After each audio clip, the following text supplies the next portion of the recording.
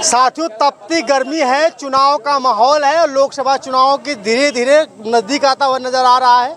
आखिरी चुनाव 1 तारीख को है, लेकिन आज बहन कुमारी मायावती यानी बसपा की सुप्रीमो आ रही हैं। उनके समर्थन में दूर दराज से चल करके लोग आए हुए हैं। आज लोगों से बातचीत करेंगे और जानने का प्रयास करेंगे कि जो आजमगढ़ मंडल है, आजमगढ़ मंडल में कौन जीत रहा है, कितने सीटों से कितने वोटों से जीत रहा है। हमारे साथ बात करने के लिए बहुत सारे लोग हैं, सीधे बातचीत करते हैं। क्या नाम है? मेरा नाम विनोद कुमार यादव है। अच्छा, मैं मुबारकपुर विधानसभा से चल के आया हूँ।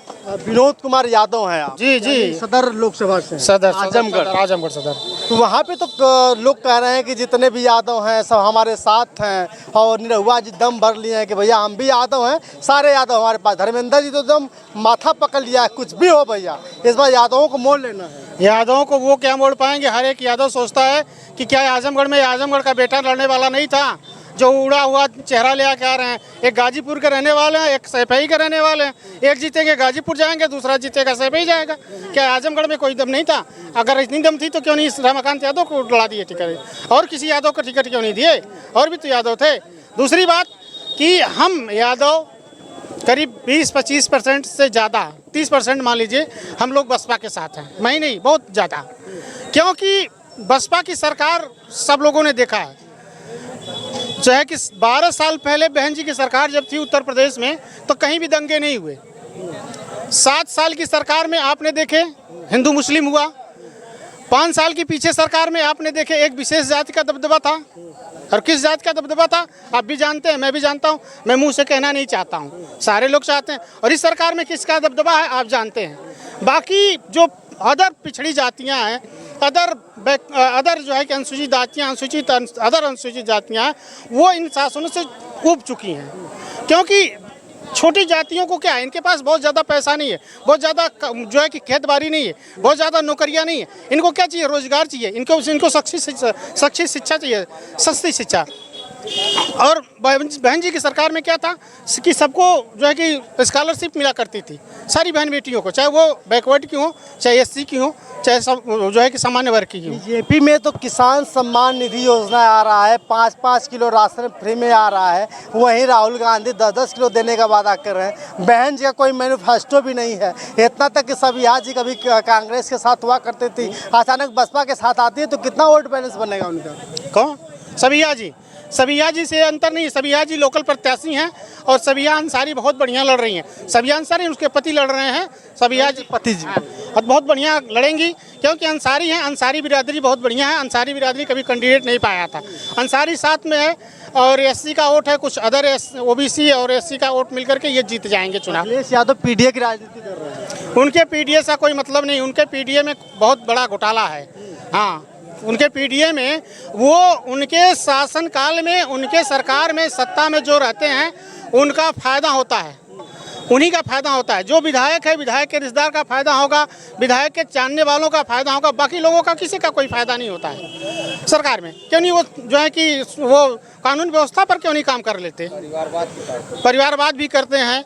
फिर उसके बाद रही बात उनके भी ज़माने में शिक्षा क्या था, शिक्षा का स्तर क्या था, इसको अभी आपने देखा। चर्चा होती है कि जो आजमगढ़ अगर की बात हम करें, ज़्यादातर विकास मुलायम जी की सरकार में हुआ। मुलायम जी जब सांसद रहे तब, और अखिलेश जी जब सांसद रहे तब। निरहुआ जी ने जो कुछ काम किया बहुत अच्छा काम किया है। अब जो है कि बहन जी अकेले दम पे वहाँ पे चुनाव लड़ रही हैं, क्या कर पाएंगे? इससे पहले बहुत समय पहले जो है कि इसके पहले भी बसपा कई बार जीत चुकी है, आप याद करिए। मैं बता ही रहा हूँ ना कि रमाकांत यादव भी जीते, उसके पहले भी जीता गया, उसके पहले भी बसपा जीती, तो बसपा इस बार भी जीत सकती है।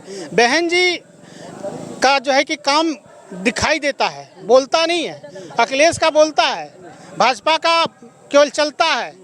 भाजपा की दशा ये है कि रात बिताने के लिए व्यक्ति उल्लू को सहारा लेता है, उल्लू का सहारा लेता। उसी तरीके से भाजपा क्या है, दिन में उसको दिखाई नहीं देता है। तो भाजपा वाले क्या किए हैं, जनता को उल्लू समझे हैं। रात में उल्लू को दिखाई देता है और जब दिन हो जाएगा तो दिखाई नहीं देगा। समझ रहे हैं मेरी बात? उल्लू की तुलना की है ये, यानी उल्लू की तुलना के यानी भुलवा देते। ये बताइए बात भी, तब तो फिर निरहुआ जी कह रहे हैं कि इस बार हम जीते तो लोगों को रोजगार देंगे, फिल्म सिटी बनवाएंगे। अरे भैया मैं कह रहा हूँ वही बात न है कि जो मैंने कहा कि रात में उल्लू के साथ थे और सुबह जब हुई तो सारी बात भूल गए, क्योंकि सुबह उल्लू को कहाँ दिखाई देता, बता दिए कोई भी आई भैया बता दे कि उल्लू को सुबह में दिखाई देता है, कोई बता दे। दिनेश लाल कहते हैं कि 2.5 साल मौका 2 साल मौका मिला है और मौका दीजिए। अरे ये मोदी जी तो 10 साल से थे, क्यों नहीं वैकेंसी निकाल दिए? हरदम 2.5 जो है कि 2 करोड़ रोजगार देने की बात करते थे, कहाँ रोजगार गया, कहाँ गया? उत्तर प्रदेश में जो है शिक्षक भर्ती में घोटाला किए हैं, ये 18,000 घोटाला किए शिक्षक भर्ती में, क्यों? मैं 2 साल से 2022 में जुलाई में फार्म भरा गया था टीजीटी का। मैं 44 साल का हूँ, अगले साल मेरी उम्र खत्म हो जाएगी, मैं कहाँ जाऊँगा? आप सरकारी नौकरी चाहते हैं? और क्यों नहीं चाहूँगा सरकारी नौकरी? आप सरकारी नौकरी चाहते हैं और आप ही के सांसद यादव जी निरहुआ जी कहते हैं कि नहीं, अगर सरकारी नौकरी सबको दे दी जाती तब भी 80 लाख यादव बेरोजगार रह जाएंगे, तो सबको नौकरी क्यों देंगे सरकारी? अरे क्यों नहीं? रोजगार होगा, नौकरी पाएगा। निरहुआ नाचने का काम करते तो राजनीति में क्यों आए? जब नाचने का काम कर रहे थे तो नाचना चाहिए था ना, राजनीति में क्यों आए आप? आपको भी तो देखना चाहिए ना, दूसरे को तो कह दे रहे हैं अच्छा है, आप नाच रहे थे और आपको नाचना चाहिए था, राजनीति में क्यों आए? कह रहे बेरोजगारी का सबसे बड़ा जो है कि मामला जो बढ़ा है ये जनसंख्या वृद्धि को लेकर। जनसंख्या वृद्धि ये बताइए, हमारा ये यहाँ से लेकर के पंजाब से लेकर के पश्चिम बंगाल तक, पंजाब से लेकर के पश्चिम बंगाल तक ये क्षेत्र जो है कि कृषि उपजाऊ क्षेत्र है। यहाँ पर कृषि कार्य में सारी जनता लगी रहती है। एक घर में जो है कि 5 से 7 लोग, बहन भी काम करती, बेटी भी काम करती, भाई भी काम करता है, कृषि में काम करते हैं। तो आदमी ये सोचता है कि मेरे पास 3-4 बच्चे रहेंगे तो मेरे कृषि के कार्य जल्दी से हो जाएंगे, इसलिए यहाँ के लोगों के पास ज़्यादा बच्चे हैं। इसमें लॉजिक क्या है? वही तो रोकना चाहती है सरकार। मैं कह रहा हूँ चीन में इतने बच्चे हैं, चीन को क्यों? चीन वही तो सरकार रोकना चाहती है। अरे वो कहने नाचने का ढंग नहीं है ना, हाँ, नीति बनाने का ढंग ही नहीं है। नीति क्यों नहीं बनत? मैं कह रहा हूँ बहन जी इतनी नौकरियाँ दी, सबसे ज़्यादा बहन जी की सरकार में नौकरी हुई और सबसे ज़्यादा ओबीसी हुआ है। कोई भी आंकड़ा उठा करके देख ले, आज तक उतना ओबीसी किसी भी सरकार में भर्ती हुआ हो तो मैं गुलामी लिखाने के लिए तैयार हूँ। उठा करके देख लीजिए आंकड़ा। बहन जी की सरकार में बहुत कुछ हुआ है। गांव में सड़कें बन गई बहन जी की सरकार में। लोग कहते हैं कि पार्क बनवा दिया, ये करवा दिया, बनवा दिए। कुमारी मायावती बहन जी जितना काम कर दिया उतना काम करने वाले अभी नहीं कर पाएंगे।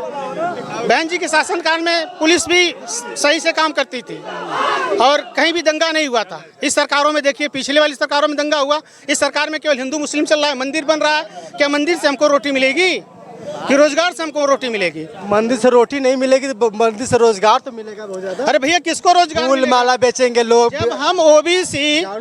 जब ओबीसी एसटी एससी जब मंदिर में प्रवेश नहीं कर पाएगा, जाने के बाद मंदिर धुला जाएगा, तो हम कैसे मान ले कि मंदिर में? और दूसरी बतिया ये है कि हम 3-4 भगवान हैं, एक भगवान विष्णु भगवान है, एक भगवान शंकर भगवान है, एक भगवान हनुमान जी हैं। सबसे बड़ी बतिया इसमें सबसे बढ़ियार भगवान कौन है? ये बतिया समझाइए मुझे, तब न मैं जानूं। यही बात है का? हाँ यही बात है, सबसे बड़ी बात है। कोई कहता है कि शंकर भगवान पर्वत पर रहते हैं, सबसे बढ़ियार है। कोई कहता है क्षीर सागर में विष्णु भगवान सोए हुए हैं, सबसे बढ़ियार है वो है। कोई कहता है हनुमान जी पर्वत उठा दिया, सबसे बढ़ियार है। तो बढ़ियार भगवान कौन है? आप ऐसे कह रहे हैं, ब्लेम लग जाएगा। अरे ब्लेम का लग जाएगा? गीता में कहा गया है कि सारे जीव में भगवान का अंश है, सभी भगवान के अंश हैं, सभी लोग प्रकृति के अंश है, सभी जो है कि प्रकृति धारक है। मैं भी गीता पढ़ता हूँ, कोई भी जानने वाला हो जा करके गीता के 15वें अध्याय में देख ले कि भगवान ने कभी भी जाति नहीं बनाई, ठीक ना? किसने बनाई? भगवान ने नहीं बनाई, लोगों ने बनाया, इंसानों ने बनाया। कहीं भी गीता में लिखा हुआ है जाति व्यवस्था, कहीं व्यवस्था का उल्लेख है? उन्होंने कर्म के आधार पर वर्ण व्यवस्था आई, और कब आई? जो है कि उस पर चर्चा नहीं करेंगे। इससे बात बताइए कि बहन जी का क्या मुद्दा रहेगा इस बात में? बहन जी का मेन मुद्दा है, खुला मुद्दा है, लोग रोजगार पाए, शिक्षा पाए, शिक्षा सस्ती थी, रोजगार पाए, और जो है कि विकास हुआ बहन जी की सरकार में, वही लोग सोच रहे हैं। यानी यादव कितने परसेंटेज रहेंगे इनकी बहन की तरफ? 30% यादव है बहन जी की तरफ। बहन जी की तरफ बहन जी का 30%। मेरे तरह बहुत यादव आप खोजेंगे, देखिए जाकर के बहुत ज़्यादा यादव मिलेंगे आपको हर विधानसभा से। दोनों यादवों को भगा देना है? हाँ, दोनों यादवों को भगा देना है। दोनों यादवों को भगा देना। क्या चाचा, दोनों यादवों को भगाने? कहाँ से आए आप? मुबारकपुर विधानसभा से। आप भी नहीं साइड है, क्या नाम हुआ आपका? गुलाब चंद। यादव हैं आप भी? नहीं, मैं चमार हूँ। चमार हो। अच्छा ये बताइए आप कि बहन जी हैं इस बार, बगल में विकास करने वाले दो विकास पुरुष भी दिखाई दे रहे हैं, क्या हुआ? नहीं नहीं, वो सब विकास पुरुष नहीं, वो तो नचनिया है एक इटावा से आए हैं चुनाव लड़ने। तो विकास पुरुष नहीं है तो? नहीं नहीं, विकास पुरुष नहीं है। बड़ा चर्चा तो होती है कि जो अरे चर्चा तो होने दीजिए, लेकिन विकास कौन सा विकास ये लोग किए हैं? निरहुआ कौन सा विकास किया? 1.5 साल 2 साल हुआ। कई तो फिल्में बना दिया, कम है क्या? अरे फिल्म तो उनका फिल्म बनाने वाला काम था, वो राजनीति में क्यों आ गया? उसको क्या जरूरत है यहाँ? फिल्म भी बनाते हैं, लोगों का उद्धार भी करते हैं। अरे कहाँ उद्धार करते हैं? किसका उद्धार उन्होंने किया है बताइए आप? किसी का नहीं। क्या होगा इस बार? इस बार तो बसपा जीतेगी वहाँ से। इस बार बसपा जीतेगी। बाकी हम इस समय बहन जी के कार्यक्रम में आए हुए थे, लोगों से जानने का प्रयास कर रहे थे कि इस बार का क्या होगा। यादव जी ने जो बातें कही हैं कैसी लगी है कमेंट के बताइएगा। बहुत बहुत धन्यवाद, शुक्रिया।